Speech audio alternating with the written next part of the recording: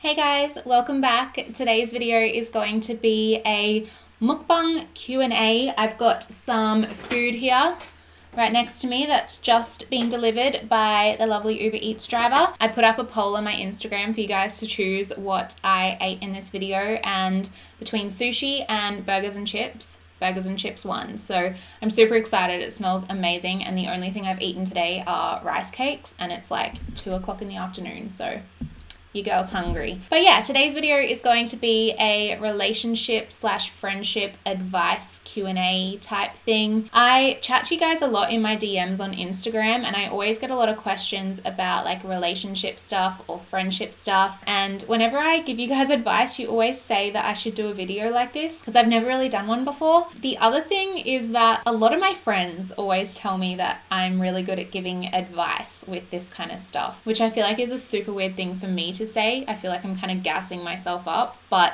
I thought it was about time I actually sat down and did a video for you guys. So I got you to ask me questions on Instagram, which, by the way, if you're not following me on Instagram, it's just at Erin Scott Beauty. Come on over and join the family over there because it's a whole bunch of fun. But yeah, so I've got a bunch of questions. I'm going to keep them anonymous because obviously relationship stuff and friendship stuff can be quite personal, and I'm not here to air anyone's dirty laundry. But yeah, I am super hungry, so let's get into this. I got a Fanta because Fanta is literally the best. And then this is what I got to eat. Burger and chips. Yum. And it's probably cold by now because it arrived so much faster than I expected. So I had to quickly finish off my makeup. I thought I timed it well, but apparently I didn't. It said on the Uber app that it was going to take 35 to 40 minutes, and it took like 20 minutes. So anyways, just a quick disclaimer. I'm obviously not a professional when it comes to like relationships and friendship advice. I'm just going to be giving you my advice based on like my personal experiences, I guess. I'm 26. I have had 3 boyfriends. I'm now engaged. I started dating when I was really young, and I feel like I probably experienced like a lot when it came to relationships and stuff very early on. So I got to learn pretty quickly. And then in regards to friendships and stuff, I probably have a bit of experience there, if I'm being honest. I keep my circle small for a reason now. And that is because I've had a few things happen here and there in friendships that I've definitely learned from as well. So I feel like I've got a little bit of knowledge and a little bit of experience to like sit down and chat to you guys. Hopefully, you get the gist. I just feel like you have to give disclaimers like that because people can be a bit funny. So yeah. Oh my god, this looks amazing. I purposely didn't put on any lipstick because I knew I was going to be filming this video. So, and obviously burgers are so hard to eat with lipstick on, but I'm super excited for this.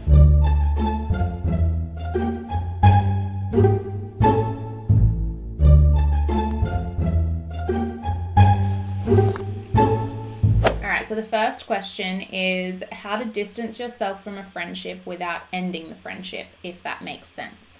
That makes a lot of sense. I feel like that's something that a lot of people will be able to relate to. Like, I feel like we've all been there where we've made a friend and however long down the track something happens and you're like, this person isn't the kind of person I want to be around. But like, you don't want to hurt their feelings, and there's nothing specific that's necessarily happened that can be like a defining reason for you to end the friendship. But it's just like, you just don't really want to be involved with that person anymore. I do truly feel like that it depends on the reason why you want to distance yourself. A lot of the people, or a lot of the girls that I was friends with in high school were incredibly toxic. And I think when I was in high school, I felt like I was trapped, because I had to see them every day. So I just kind of put up with them and dealt with them because I had to, and it was just easier. But once I finished school, I was like, you know what? I don't have to be friends with you guys anymore. I found it quite easy to distance myself from those people just because like my life became so much better as soon as I wasn't seeing them as much.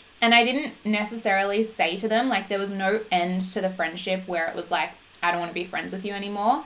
I think it was just a case of like I stopped texting them to hang out, and because of the type of friends they were never texting me anyway. And I just kind of stopped putting effort into the friendship. And because they weren't really reciprocating those types of things either, it was quite easy for the friendship to just die down. I've had another instance where I distanced myself from a friend, and I had tried to communicate with her and say to her a couple of times, I don't really feel comfortable with this, or like, you haven't been treating me very nicely. And I don't know, I feel like I gave her a couple of chances where I actually sat down and spoke to her, and nothing changed and nothing was different. And that was over the course of a few months. So I really, really gave the friendship a chance, and I feel like I really worked on it myself. That was a lot harder. I feel like I was a lot older then, and like, it was more of an adult friendship. We were literally living together, so that was a bit more difficult. But yeah, I moved out, and I said that my reason for it was that I couldn't afford to live out of home anymore, which wasn't the case, but like, sometimes I feel like little white lies can't hurt in a situation like that. You got to do what you got to do. So it really depends on the situation, but those are just a few things that I've experienced that are really good ways to deal with it. But yeah, distancing yourself from people is never easy, especially when you just don't want to hurt their feelings. All right, next question is, this is more towards like Ben and I guess. Did you rent together before buying, and were you happy with your decision? Yes, we rented together long before we bought. I think we rented 2 different places before we ended up buying a house together. And I think all in all, we were living together for 3 years before we committed to buying a house together. And I feel like that was so important. So important. Buying a house is a massive commitment. It's not something you should take lightly at all, because living with someone is not easy.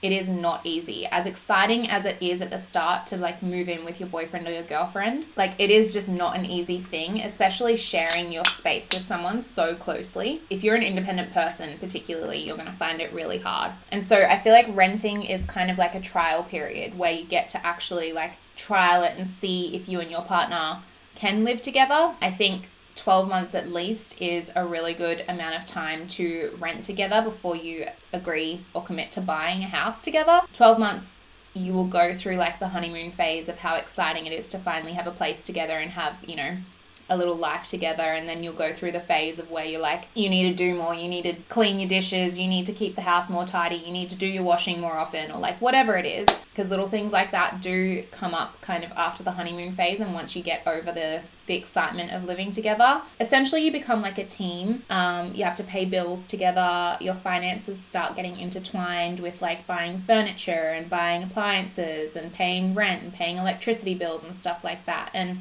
it can be really, really stressful. So I would definitely say rent before you buy. People's living habits can be really weird. So I feel like until you move in with someone, you don't really know little things like that. So yeah, definitely I would say rent for like 12 months minimum.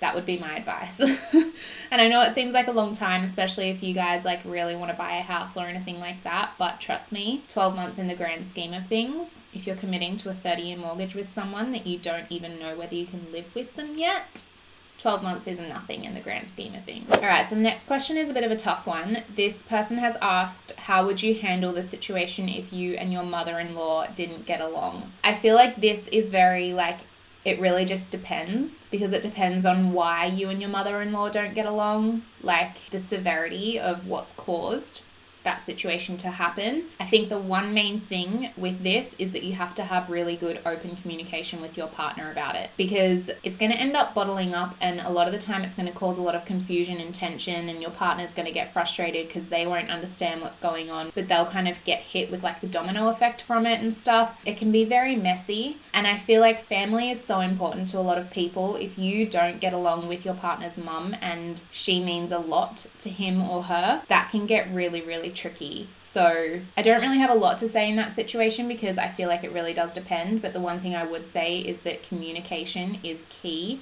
with your partner. You've got to be on the same page, and you've got to make sure that you both are okay with that situation, because yeah, that would not be an easy thing long term to deal with. All right, someone has asked, how do you learn to move on when someone ghosts you? I feel like, to me, this is a very obvious answer. Why do you want someone in your life that's going to treat you like that anyway? You know what I mean? Like, I feel like if someone has the audacity to do something like that and just like disappear from your life with no explanation or like just nothing, see ya. I feel like ghosting is such a disrespectful thing to do. If someone did that to me, I would just straight away know that they are not worthy of my friendship or my love or my time or anything. But I guess it's easier said than done in a lot of cases. So I guess just remember what you're worth, and like if someone is treating you like that and has the audacity to just like disappear from your life and ghost you with no explanation, it's not really what you deserve in the first place. So I wouldn't put a lot of time and effort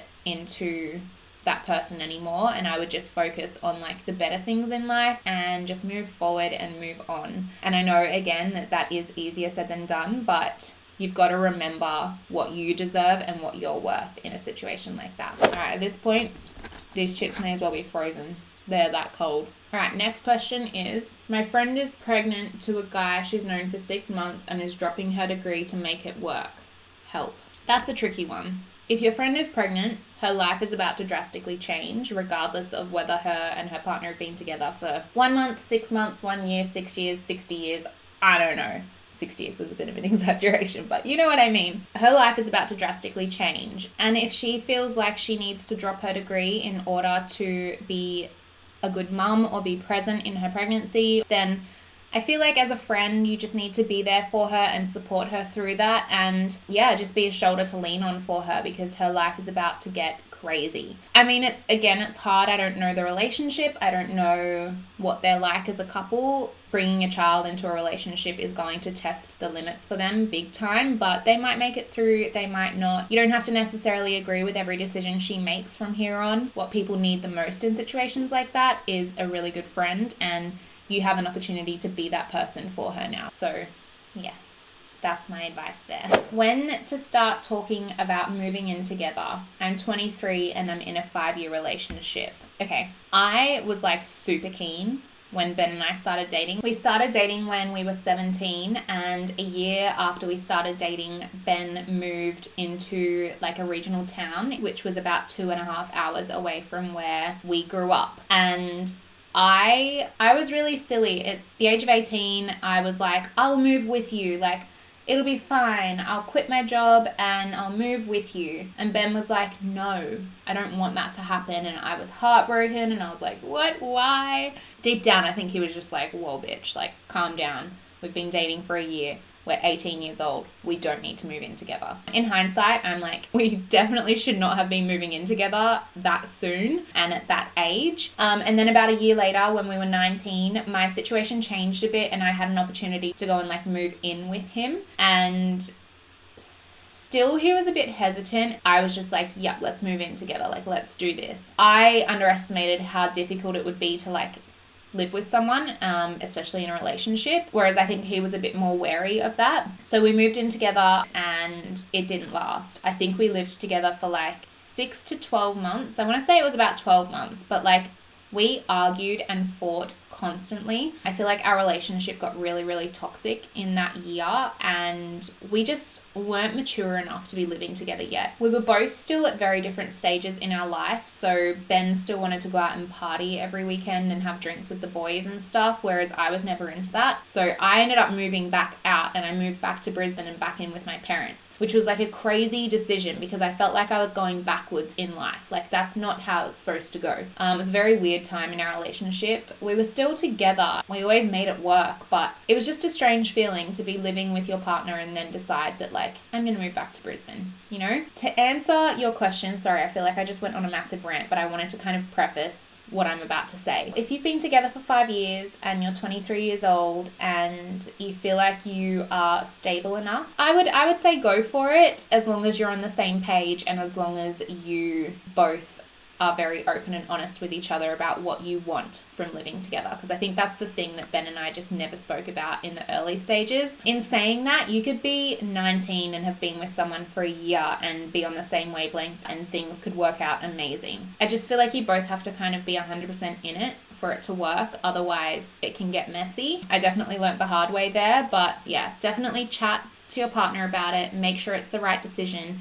If you're unsure, then I'd say give it like another 6 months or something. Okay, so this next question is, how do you and Casey stay so close when you live so far away? So for those of you who don't know, Casey is one of my best friends. She lives down in New South Wales, so we live in completely different states. We used to live a lot closer when I lived down there as well, but since moving back to Brisbane in 2018, we have had kind of like a long distance friendship, which is weird. I've never really had one before, so I don't know how. Casey and I talk every single day. Like, me moving up to Queensland made no difference in our friendship at all, other than the fact that we just don't see each other face to face as much. But we still talk every single day, and we talk about everything. There is nothing that's too weird to talk about between us. So I feel like we just have a very low maintenance, easy friendship too. So we don't expect a lot from each other, and therefore we never disappoint each other, which is a weird thing to say, but I'm a very low maintenance person. I don't need to talk to you or see you every single week or day to feel connected to you. And I think Casey's very much the same. So it just works really well. But we also travel interstate every now and then and visit each other too. And I feel like we both put in effort to do that. And so in that sense as well, it's very mutual. I feel like that's partly why it works, but friendship shouldn't be hard.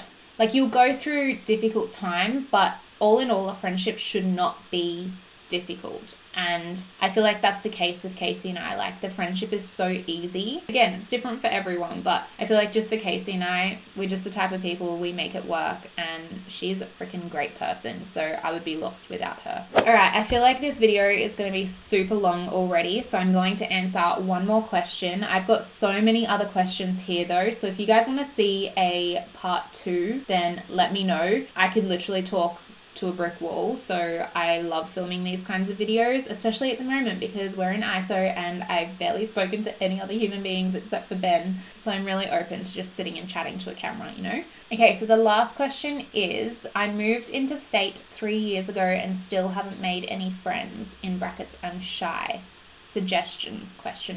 Girl, been there. I moved down to New South Wales with Ben, knowing no one. I knew Casey, but she lived 3 hours away from me, and even then I think Casey and I had only ever seen each other in person like once at IMATs, so I know what it's like. And it's not easy, especially I feel like the older you get, the harder it is to make friends. But the one thing I will say is that you have to allow yourself to step out of your comfort zone in order to meet people. And I feel like as adults, it is just really, really hard, especially like I suck at small talk. I hate small talk. And so every time I meet someone new, I hate the initial interaction because I'm like, I feel like I'm being a fake ass bitch. I feel like I'm talking shit out of my mouth. Like, it's a very weird thing. But after that one initial encounter, think about the next time you see that person. It is going to get less and less awkward every single time you see them. So I would definitely recommend doing that type of thing, whether it's someone from your work that has asked and offered to catch up for lunch outside of work one day. As uncomfortable and as anxious as that makes you feel, just try and push yourself to get out of your comfort zone just that one time. That's going to be the hardest time. Go and catch up with them for lunch, sit down, have the awkward encounter that it's probably going to be. It might even not be. You guys might get on like a house on fire. You never know, but it is going to get easier from there. Hopefully that makes sense. It's something like I need to listen to my own advice when it comes to this because I suck at making friends now. Like, I really suck at it. Ben has to literally force me into meeting new people. And I always thank him for it after, because just getting that little push to step out of your comfort zone is everything you need. Because like a month down the track, we end up being really good friends. And I'm like, I can't believe I was ever even nervous to like meet you. More often than not, it ends like that. Obviously, you will have some people where you'll like come across them and you'll chat to them and you'll be like, yeah, you're just not really my kind of person. But you don't know until you try. So just put yourself out there. Okay, well that brings me to the end of this video. I hope you guys enjoyed it or learned something or found it interesting nonetheless. If you did, please give the video a big thumbs up. And if you want a part 2, please let me know in the comments down below. And to add on to that, if you've got any questions or any specific advice related things that you would like me to chat about in part 2, then let me know in the comments down below as well. The other thing is that my DMs are always open on Instagram, so if you ever just want to like reach out to me privately, feel free to send me a message on there. I love chatting to you guys and I love helping in any way that I can. And if you haven't already subscribed to my channel, then feel free to hit the red subscribe button down below and become a part of the family, and I will see you guys in my next video. Bye guys.